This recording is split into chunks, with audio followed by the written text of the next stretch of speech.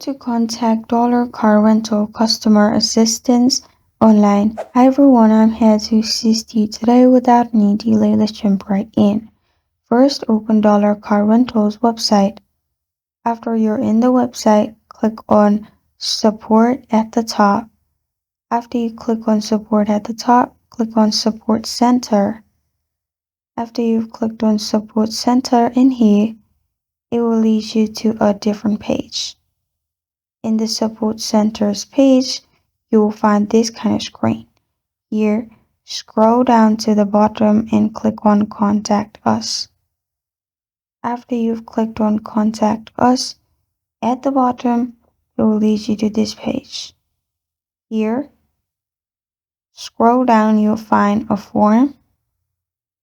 In that form, select your inquiry option.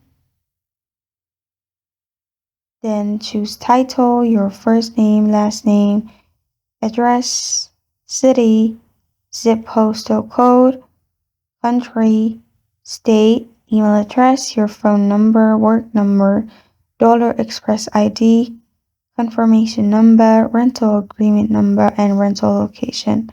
And add what you want to get assistant on, and then press on submit.